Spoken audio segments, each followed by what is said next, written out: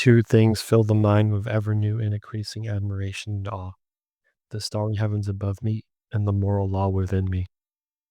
That's Immanuel Kant, the man who never strayed more than 50 miles from Königsberg, but sent Western philosophy into orbit. For 40 years, he lived with the clockwork precision.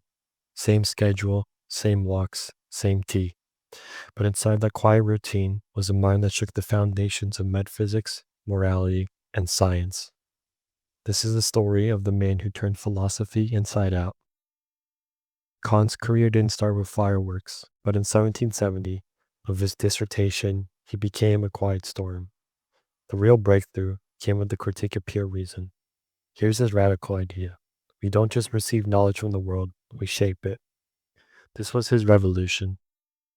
And just like Copernicus before us said, the sun doesn't revolve around us, Kant said knowledge doesn't revolve around objects. Objects revolve around how we come to know them.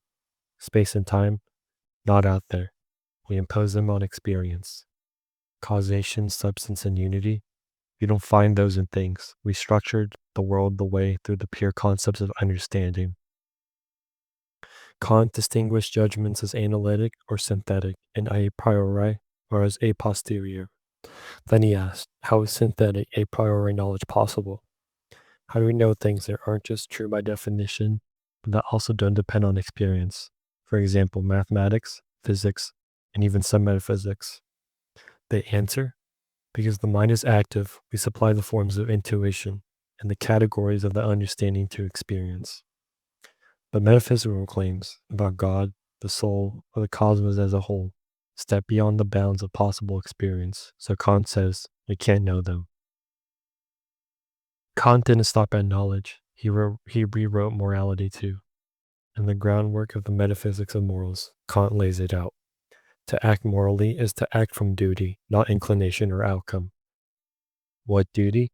The categorical imperative, which he says, act only according to the maximum, by which you can at the same time will that it should become a universal law. It's about universalization. Can your action be made a law for everyone? Freedom, for Kant, isn't about doing whatever you want. It's about obeying a law you give to yourself. Moral autonomy. In his later works, Kant pulled together science, ethics, art, and politics. In the Critique of Judgment, he linked beauty and teleology under a unifying principle of purpose.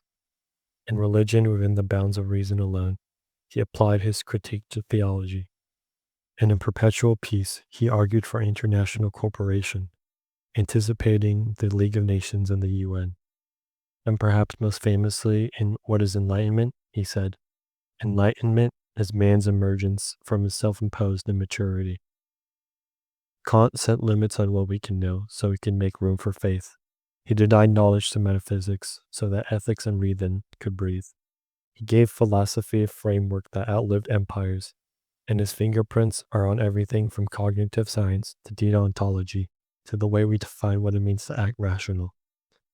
And as he once famously said, act in such a way that you treat humanity, whether in your own person or in the person of any other, always at the same time as the end, never merely as a means. Super tough.